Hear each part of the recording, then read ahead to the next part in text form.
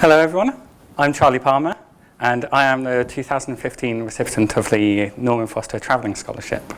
I won the scholarship for my proposal, Cycling Megacities, which is a study into the conditions for cycling in developing megacities, and that's looking at infrastructure and social attitudes to cycling. I'd like to thank Norman Foster, Spencer de Grey and the other judging panels for making this happen. Katie Harris and Rachel Prance for their support throughout the project. Salvador Rivas and Michael Ng for supporting me along my journey, and all of the help that I got from RIBA, including John Paul Noonans and Hayley Russell. So why look at megacities and developing megacities? At the moment, there's 29 megacities around the world, and we are, as a species, getting more and more urban, to the point that in 2050, 70% of humans will be urban, and by 2030, 10% of humans will live in a megacity, and that's 1 in 10 will live in one of the 41 megacities around the world. A couple of decades ago, most of the major urban agglomerations were in the developed world, but over the past couple of decades, the global south has seen such rapid expansion in urban areas that here, in the global south, is where the future of cities is held, with most of the megacities in this area. So I went from London to Sao Paulo to Mexico City, Hong Kong, Shenzhen, Guangzhou in China. Then I flew to Kolkata in India before going into Bangladesh to Dhaka. Then I went to Delhi, Mumbai and Bangalore before coming back to London. So I'm going to briefly touch on most of them, but Mexico City and Guangzhou and Delhi are my main case studies, so I'm going to go into more detail in them. With these major cities has come major epidemics, new epidemics of mobility or lack of mobility, congestion, health and obesity epidemics, environment and global warming. And we're all familiar with these topics. And as Bertrand Delano once said, the fact is that automobiles no longer have a place in the big cities of our time. And so mayors all around the world are trying to find alternative solutions to urban mobility. And cycling is part of that solution, not just as transport, but as a way of life. It's an idea of how we can move in the future cities. And to help that, and the way that cycling can help is that it will improve the economy because people aren't paying for fuel and money can go elsewhere, but also that it'll improve people's health and therefore the productivity and life expectancy of a population increases, urban noise and fume pollution decreases, and social inequalities and vulnerabilities of poorer communities or communities which are less accessible at the moment would also decrease. And most people will look at Copenhagen and Amsterdam as the solution, the idea of that's the cycling city.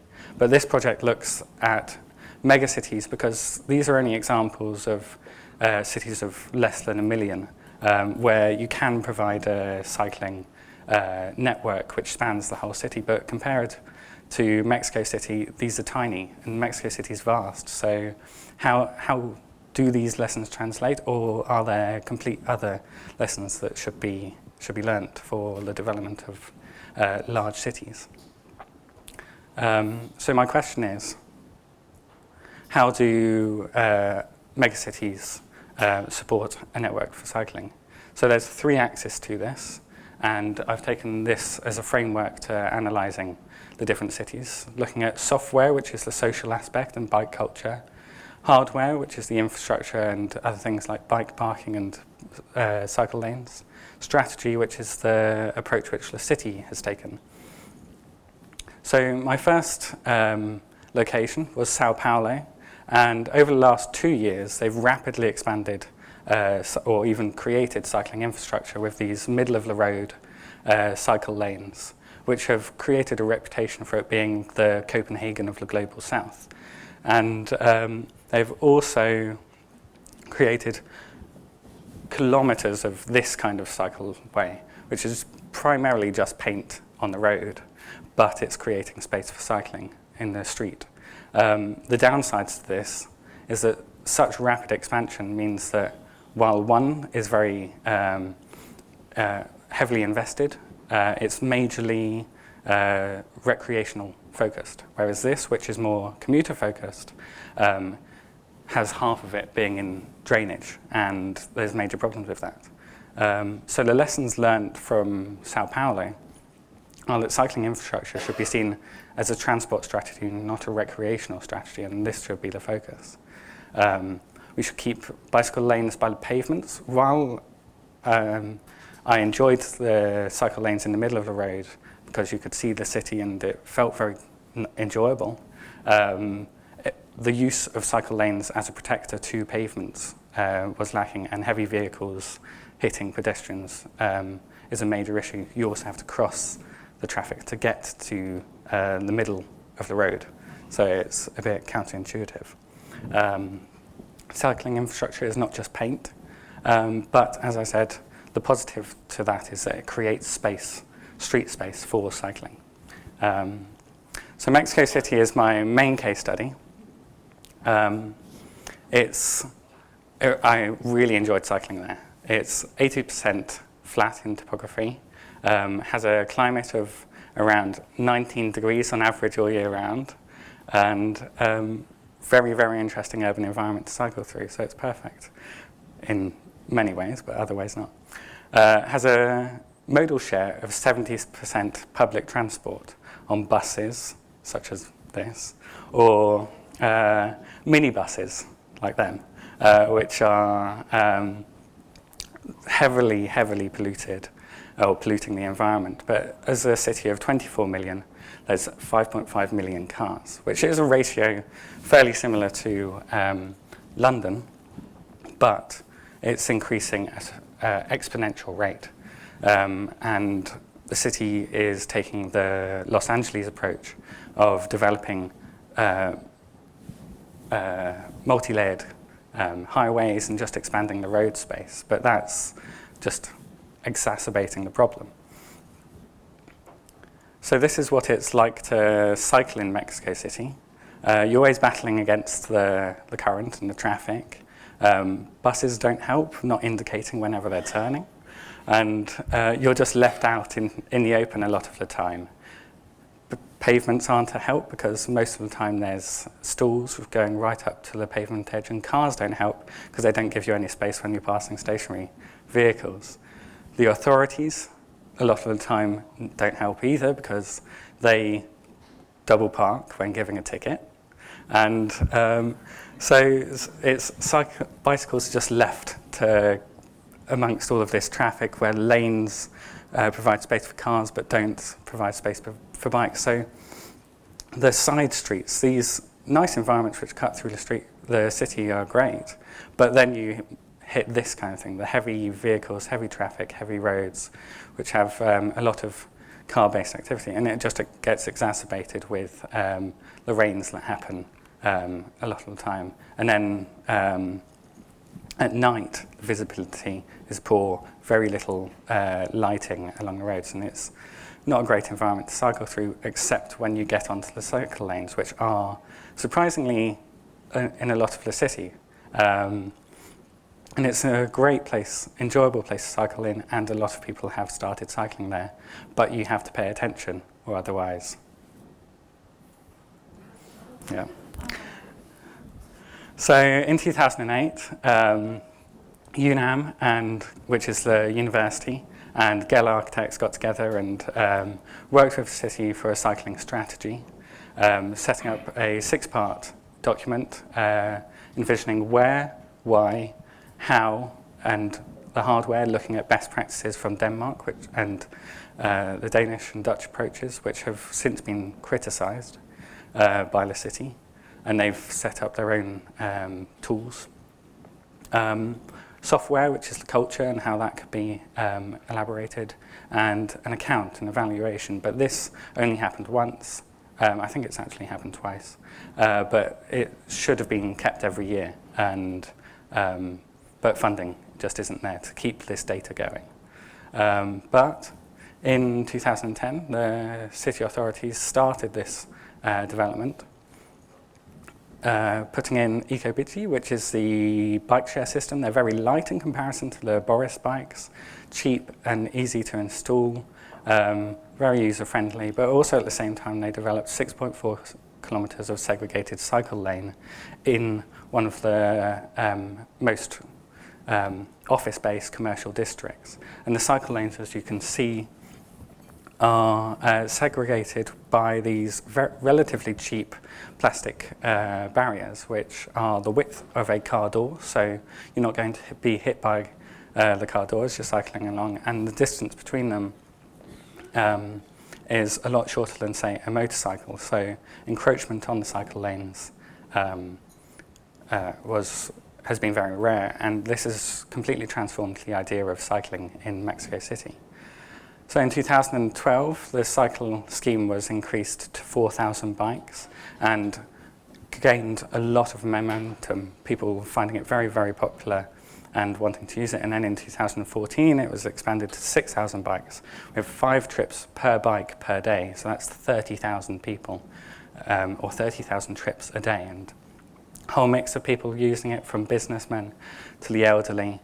And 40% of users of the bike share system are new users, going from previously cars to their own cars to using the bike to go to work. And this has saved over 2,000 traffic-based hours in congestion a day.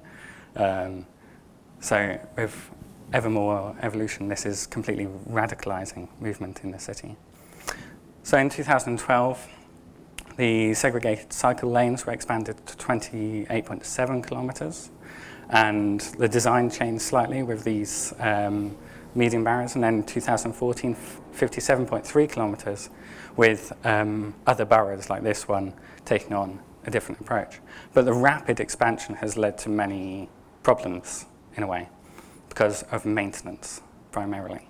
So as you can see here, the paint's gone, you're out in the open again, cars encroaching on what was cycling infrastructure space, and there's no visible connection except when you get to what was relatively cheap segregation.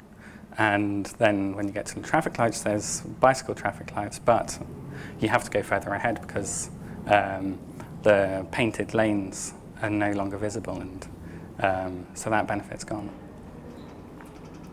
So all this core strategy is represented in, or is enclosed in this purple zone in the center of Mexico City, which only covers 7% of the city.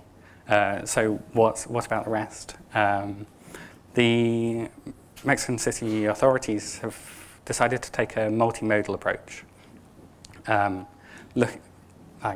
coming up with a strategy for how the suburban population can take their bike from the house to one of the what are orange dots, these mass transport links. So whether it's a train station or a subway station is connected with a big cycle hub. And then from there, they could get public transport into the city centre. And then the last mile will be the cycle hire scheme. And interestingly, there's one which has just been built near the airport, but it has no links with the airport or infrastructure around it. And these are brand new, so the data isn't there to support whether they are successful, but numbers of people signing up to the cycle hire scheme is dramatically increasing at a very, very exciting rate. So increase the size of that core zone, they've followed the complete street idea, which is on the major avenues that cut through the city to have cycle lanes on the far side, a wide lane replacing 3 car lanes, which slows the pace of the cars down, a fast lane, and then bus rapid transport system in the middle. So this is what is seen as the complete street, and this has increased cycling on these large avenues by 150%, but also protected the existing cyclists. But also, at the same time as all of this development, there's been a social activist approach, where they've started closing roads on the weekend, and in 2007 there was 220,000 users on 10 kilometres, and now it's 48 kilometres with 4.2 million users in the last year on these road closures. And this is dramatically changing the social perception of city space and road space in Mexico City, with people of all ability, of all different bike types and fitness to go around the city. And it's a space where you can teach your child to learn how to cycle, which previously wasn't there, or go for a run, or do whatever you want, but it's completely changing the way that people perceive mobility in the city.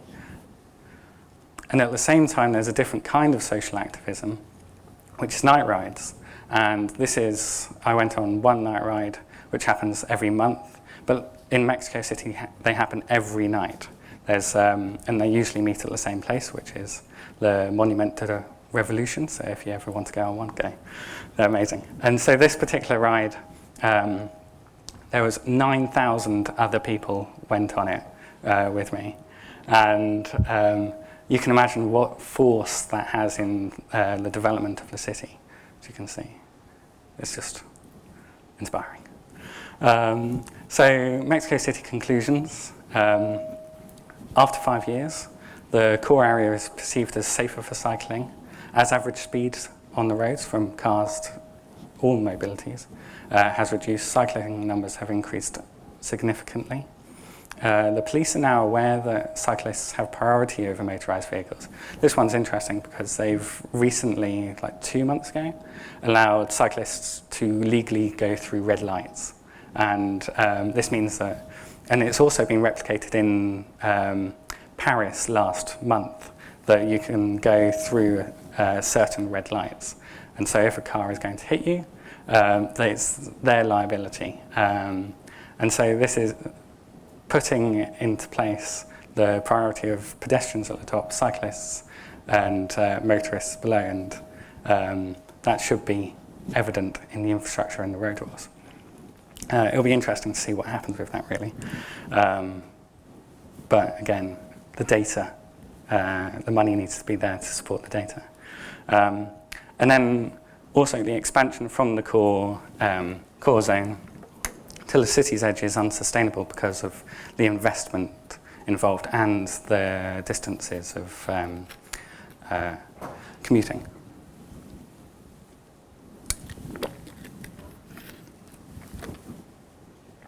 So the lessons from Mexico City should be to communicate cycling as part of an integrated transport strategy, take a multimodal city approach by developing parallel projects such as the large bicycle hubs and bicycle storage facilities at principal mass transport interchange stations. It should also be to ensure cycling requirements are included in all future public transport and public realm projects, and the idea of data and open data, provide open data on all systems so that from cars to public transport to cycling, so that all people and all people involved can work on it together and take it all forward.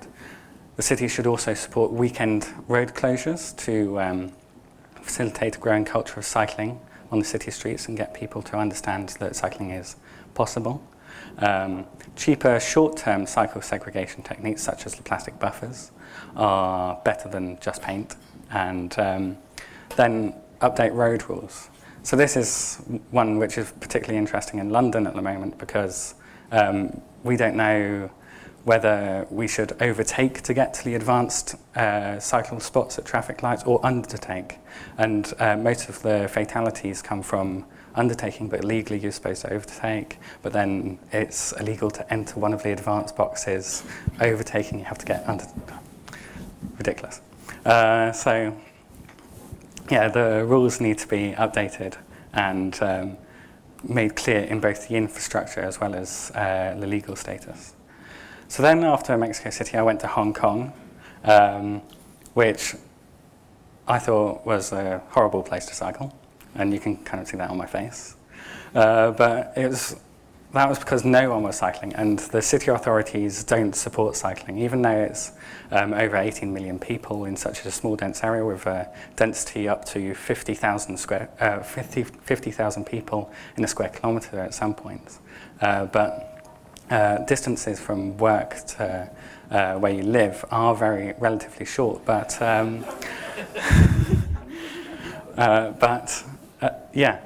one cycles, and the street space doesn't support it, so everyone goes by public transport.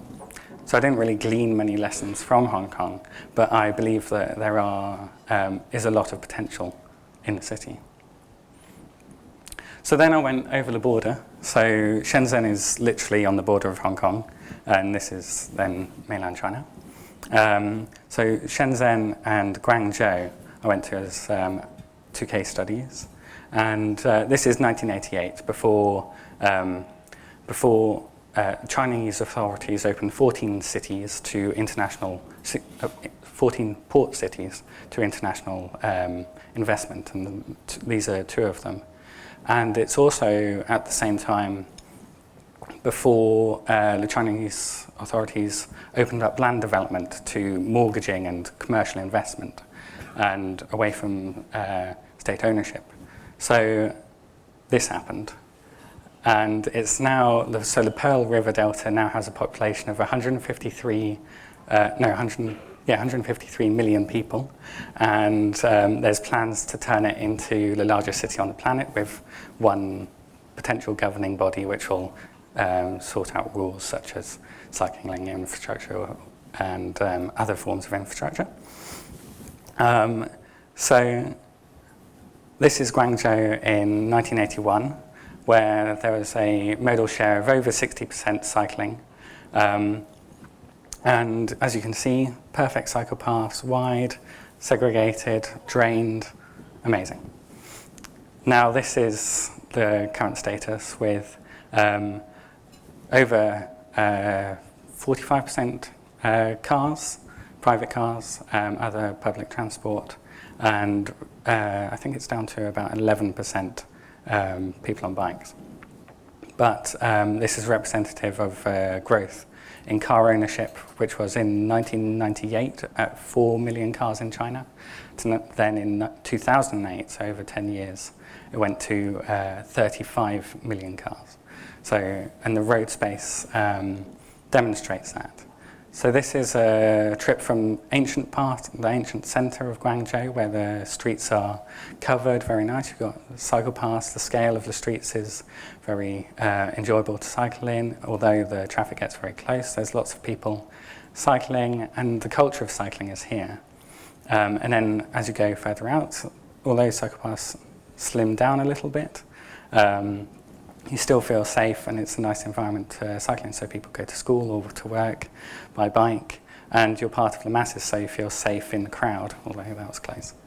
So then this is approaching the 1980s to 1990s zone, still cycling infrastructure, but you can start to see bridges, pedestrian bridges going over the road, and barriers stopping people from crossing the road, congestion already there. 1990s to 2000s, cycling infrastructure is gone, and then into the 2000s, no cycling infrastructure. Roads are 3 lanes, 5 lanes, 6 lanes more, and it has now become an area which is treacherous to cycle in, with speeds going higher and higher and more cars. So the development which has led to this happening has been partially influenced by, or has been influenced in a way by these. So these are two urban forms that have evolved from the state and commercial development of land. So there's what are translated as small districts, which are apartment blocks or apartment areas or office areas which have over 5,000 apartments, and then you go from your apartment down to the basement where there's car parking, get in your car, go out of these small districts, off to work along highway-style roads. And that makes it very, very convenient to use your car and own a car and take your car to work. But then, in contrast, what happened in southern Chinese cities, whereas northern Chinese cities, they bought out the farmers, bought out the farmland and did these kind of developments across the city.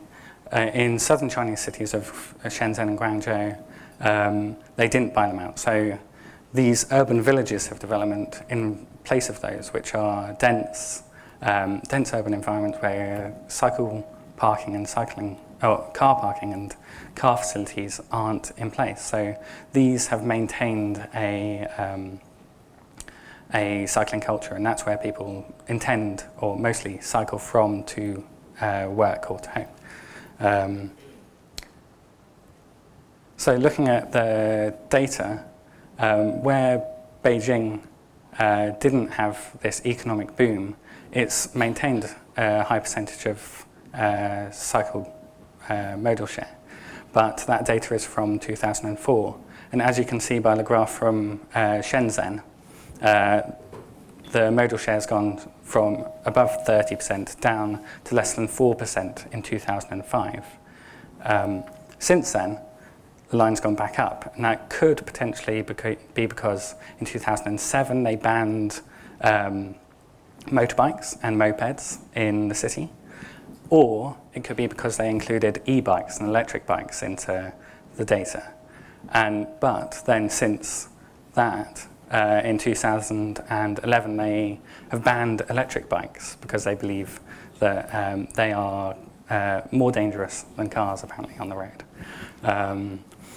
But as you can see, since 1995, car ownership has increased, and there's more and more cars on the road.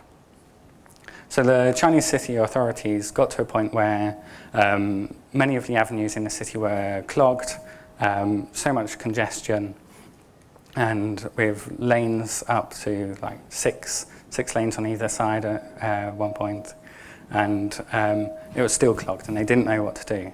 And so in 2010, they did the complete street idea, which, as we've seen in Mexico City with the BRT system in the middle, the cars on the side, and then instead of next to the road, they put cycling infrastructure on the pavement, including a cycle hire scheme of 5,000 bikes in 2010. And then I went to 15,000 bikes last year. So that's nearly double the cycle hire scheme in the whole of Mexico City.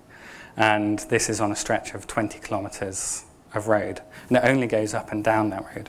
And as you see, he's used the card, which he can use for the bus, for the metro, to go on the cycle hire scheme. So it's really easy to do so, but with the cycling infrastructure being on the pavement, it's interrupted by any turnings or anything else along the pavement, and so people end up just going along the road on the bikes. Also, the BRT transports 900,000 people a day.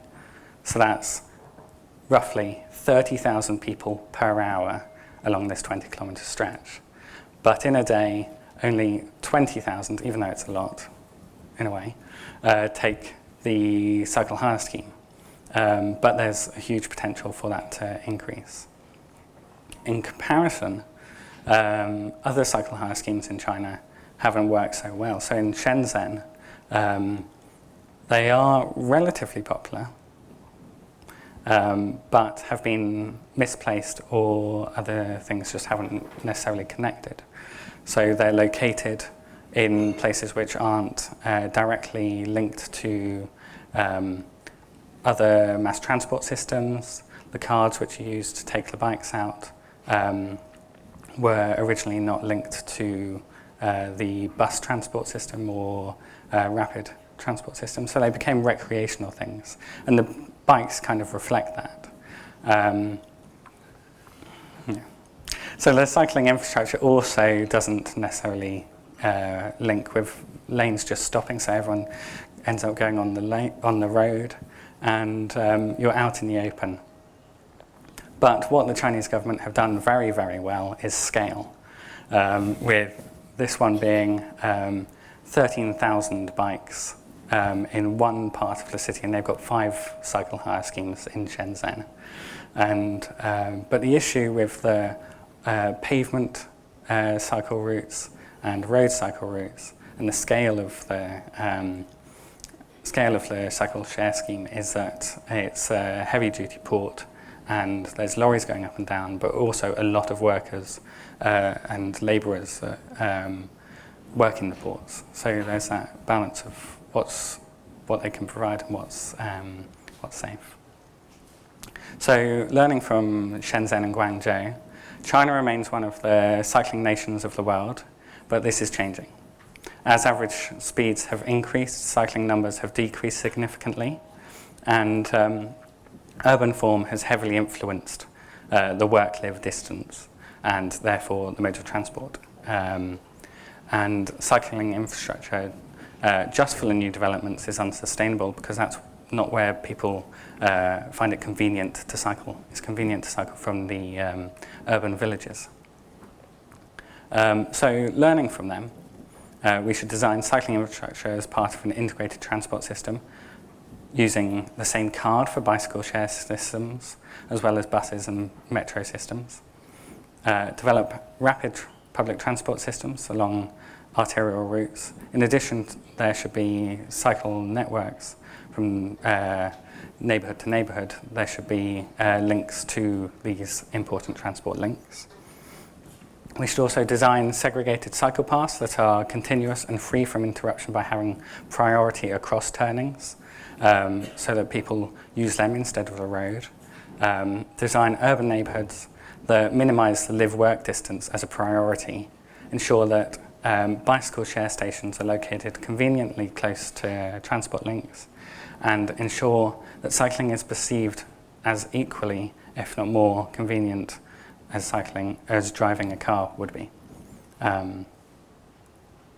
So then I moved from China to India and went to Kolkata, which was a completely different situation where it's completely open on the road, nothing about lanes really. You're weaving in and out of all life that is happening on the road, and it's just completely changed my thinking of how roads should be designed and whether this kind of fluid motion could actually be supported on a lane-based system.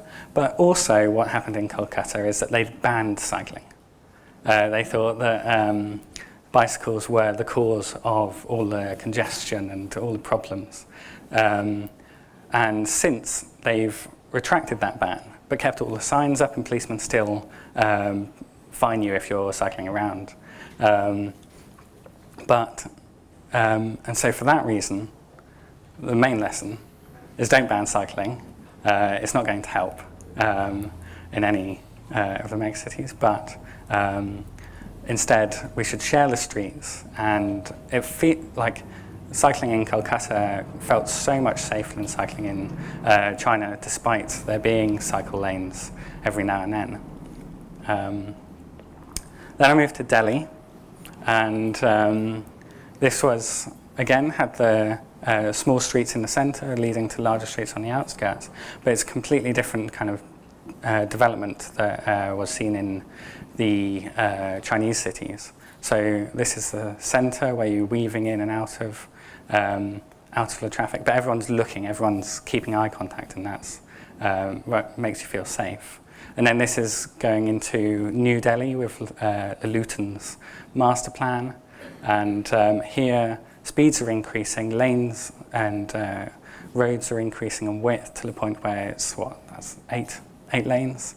And the distances are ginormous. Even though it's grand and amazing,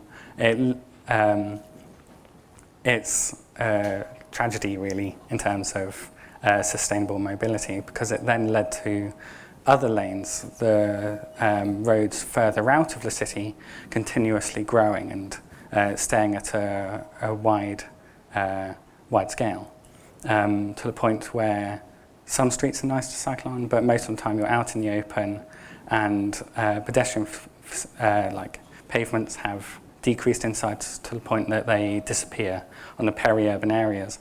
And interestingly, the peri-urban areas, these areas on the outskirts of Delhi, are where most people cycle, because that's where the factories are, and that's where there's also dense living for poorer communities.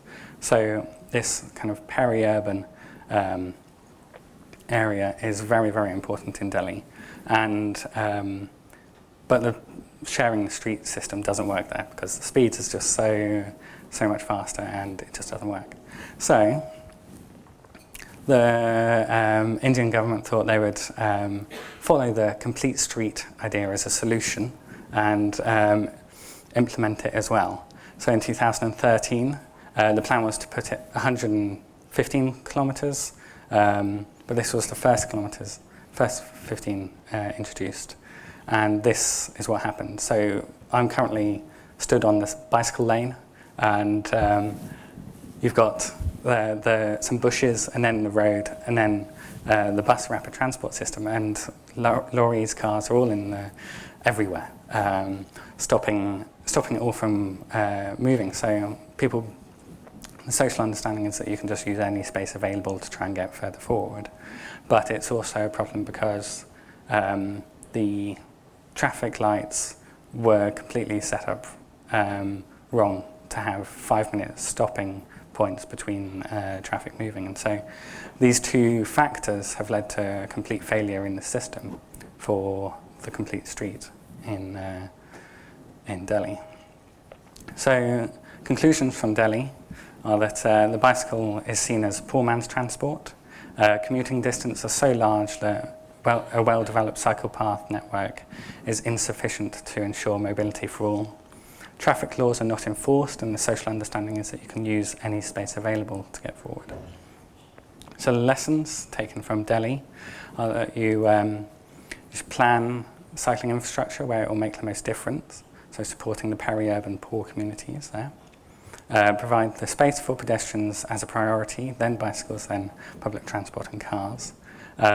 Provide shortcuts for cyclists and pedestrians through the giant urban blocks that have evolved from the kind of British approach to grand urbanism. And then place more secure barriers to stop motorised vehicles from using the cycling infrastructure. Avoid road widening at all costs.